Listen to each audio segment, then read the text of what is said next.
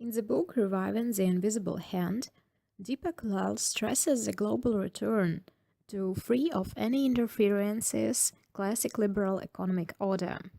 Also compares protectionism and free trade based on the examples of developed countries. He also raises the question of the child labor as a consequence of the economic policy of Western countries. The US have moved from being a protectionist to largely free trading country. As we have seen, the natural instinct of the United States is protectionist. It was not even eroded when, as it industrialized and accumulated capital and skills in the late 19th century. Its comparative advantage shifted from land-intensive to capital and skill-intensive goods.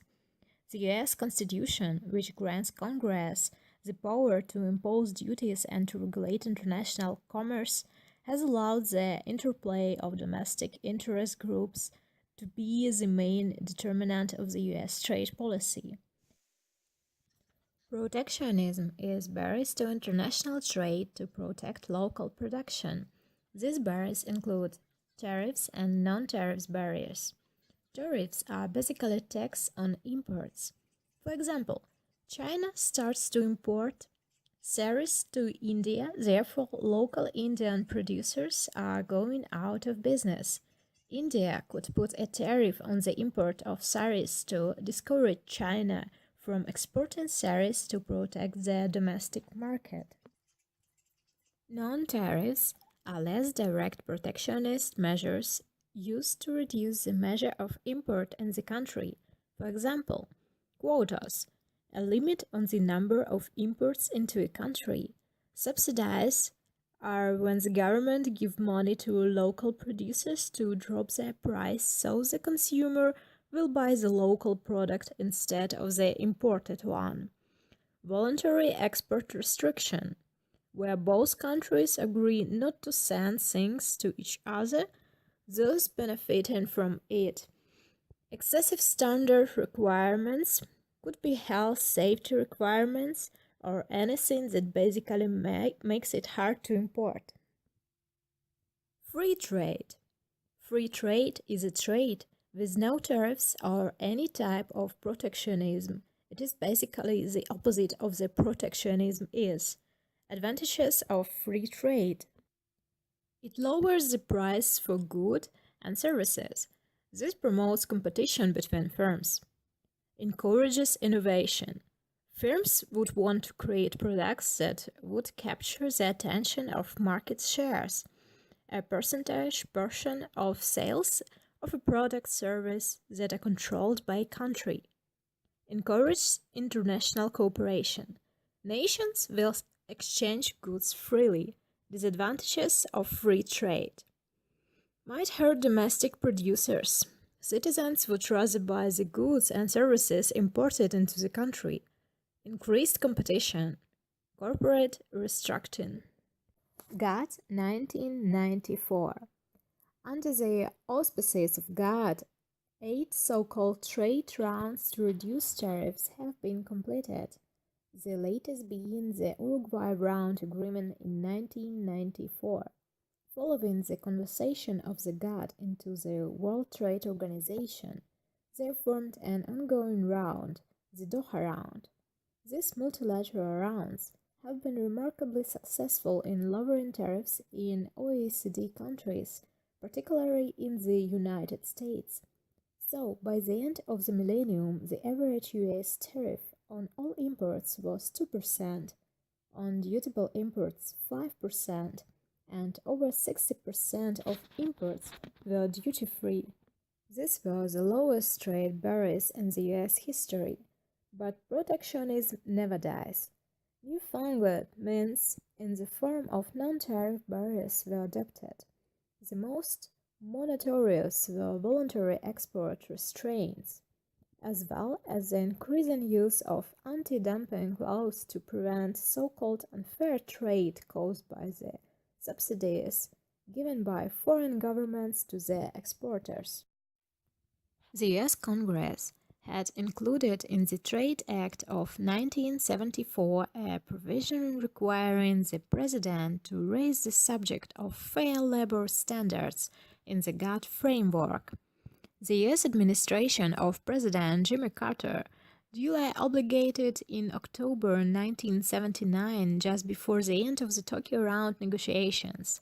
About the same time, the European Commission also suggested that minimal labor standards be included in the Lomme Convention, which provided tariff preferences and technical and financial aid to a group of African, Caribbean, and Pacific countries. Lowell wrote a pamphlet countering this variant of the pauper labor argument. The new twist in the protectionist case was that rather than claiming, like the old pauper labor argument, that imports from countries with low wages were inimical to the welfare of the importing countries, it was now being claimed that tariffs or import controls were required against imports produced by foreign workers who had been denied their so-called human rights in countries without minimum labor standards. Protection of imports from poor, low-wage countries was to be instituted to promote the interests of these poor, exploited, benighted foreign workers.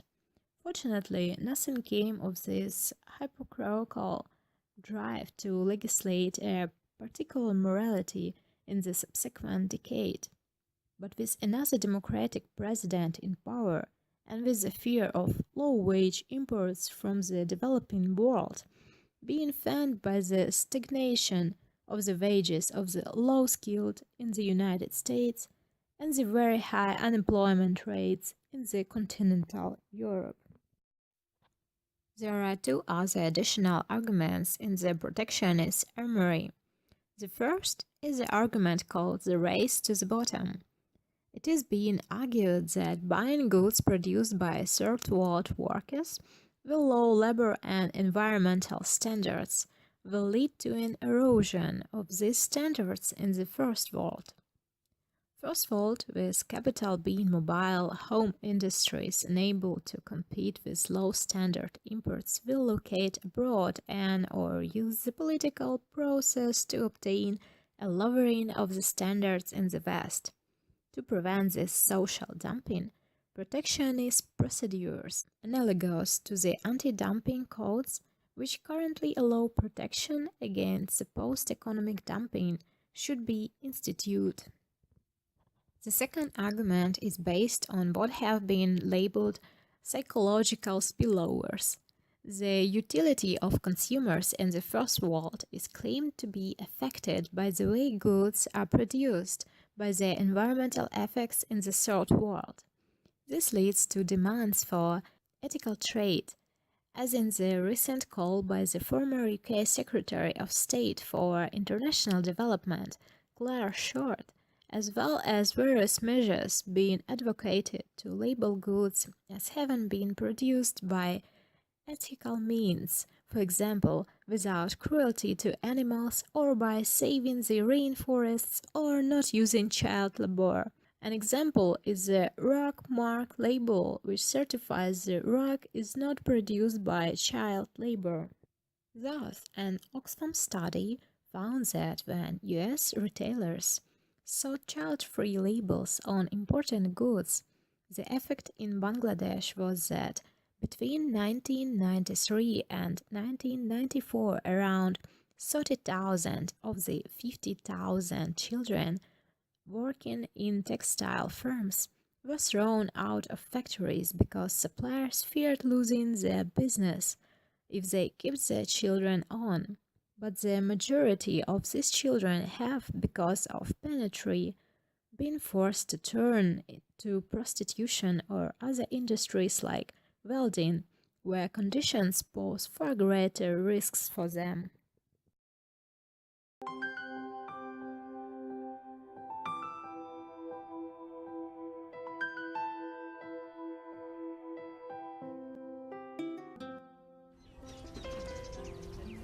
Early every morning, Parody pulls a cart through town hauling water for neighbors. When it's full, the tank weighs about 450 pounds.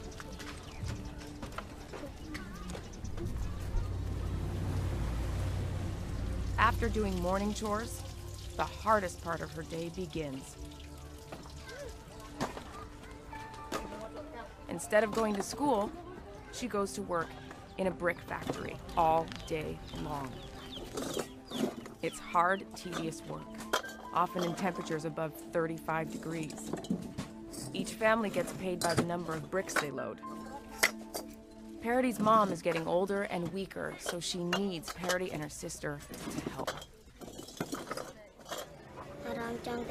I wish I could go to school, but I need to make money to buy food for my family.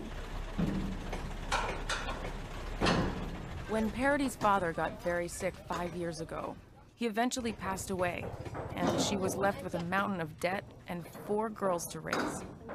So they came to the brick factory 3 years ago, and Parity went to work to help them survive.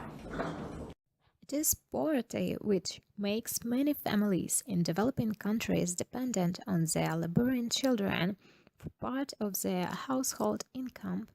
It has been found that the incidence of child labor is strongly related to per capita GDP. Once it reaches $5,000, child labor disappears. Moreover, most currently developed countries depended on child labor when they were underdeveloped. The only way to reduce the incidence of child labor is to reduce poverty, which globalizing capitalism does spectacularly. Rising per capita incomes also lead to the provision of adequate educational opportunities. About 5% of working children are employed in the export sector, with over 80% in agriculture. Liberalizing trade in agriculture would lead to a rise in rural incomes and fall in child labor. Thus, in Vietnam, when the government permitted exports of rice, leading to a rise and hence a rise in farm incomes, farmers reduce their use of child labor. Moreover, banning child labor in export industries doesn't necessarily lead to its end. It merely leads to the children ending up in a far worse situation.